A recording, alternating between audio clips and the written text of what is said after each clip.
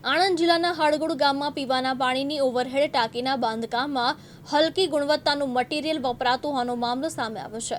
જાગૃત નાગરિકની લેખિત ફરિયાદ બાદ વાસ્મોએ કાર્યવાહી કરતા હવે ટાંકીની રિંગ બીમ તોડી નવેસરથી બાંધકામ શરૂ કરાયું છે।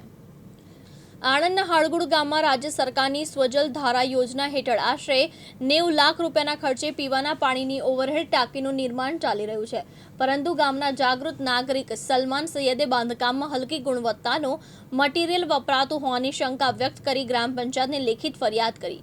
ફરિયાદને આધારે ગ્રામ પંચાયતને વાસ્મોને જાણ કરતા મટીરીયલના સેમ્પલ લઈ લેબોરેટરીમાં ચકાસણી માટે મોકલવામાં આવ્યા હતા। ચકાસણીમાં સેમ્પલ ફેલ જતા સમગ્ર મામલો ખુલ્લો પડ્યો અને ત્યારબાદ વાસ્મોએ કોન્ટ્રાક્ટરને નોટિસ ફટકારી હલકી ગુણવત્તાવાળું બાંધકામ દૂર કરવા આદેશ આપ્યો। હવે કોન્ટ્રાક્ટર દ્વારા ટાંકીની રિંગ બીમ તોડી નવેસરથી બનાવવાની કામગીરી શરૂ કરવામાં આવી છે। વાસ્મો દ્વારા ગામના જાગૃત નાગરિક અને એન્જિનિયરની પાણી કમિટી બનાવી તેમની હાજરીમાં મટીરીયલ્સની ચકાસણી સાથે નવેસરથી બાંધકામ હાથ ધરાશે। આ સમગ્ર ખર્ચ કોન્ટ્રાક્ટરને જ ભોગવવો પડશે। જાગૃત નાગરિકોની સતર્કતાને કારણે ભવિષ્યમાં સર્જાઈ શકતી મોટી દુર્ઘટના ટળી હોવાનું માનવામાં આવી રહ્યું છે। હું શૈશવ પ્રજાપતિ વાસ્મોમાં ડેપ્યુટી મેનેજર તરીકે કામગીરી કરું છું અને આણંદ જિલ્લો જોઉં છું।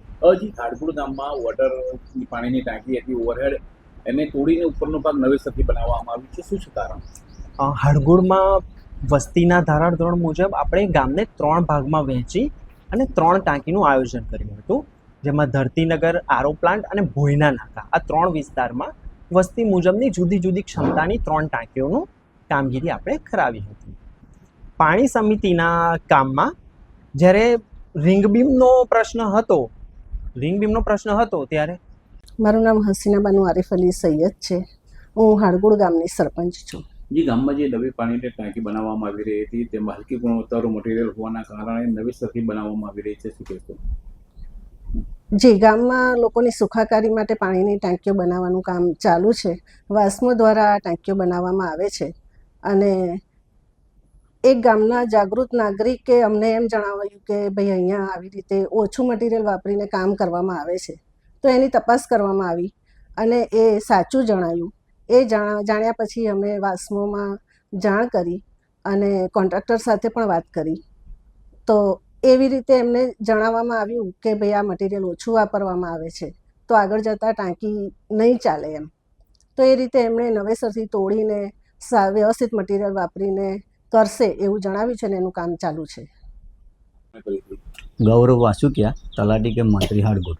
જે હાડગુડ ગામમાં એક પાણીની ટાંકી બનાવવામાં આવી રહી હતી અને રિંગ બીમના નિર્માણમાં હલકી ગુણવત્તાવાળું મટીરિયલ હોવાની ફરિયાદ હતી અને એ ટાંકી જે રિંગ બીમ તોડી નવેસરથી બનાવવામાં આવી રહી છે, શું છે વિગતો?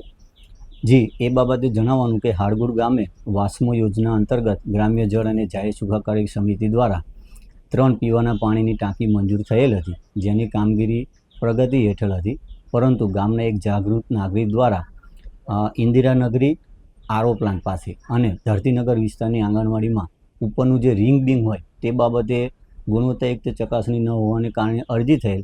અમે એજન્સીને લેખિતમાં જાણ કરેલ। એજન્સીએ એનો ટેસ્ટિંગ રિપોર્ટ બાબતે ચર્ચા કરતાં સ્વીકારેલ કે જો ટેસ્ટિંગ રિપોર્ટ નેગેટિવ આવશે તો હું નવેસરથી તોડીને કામ કરવા સંમત છું।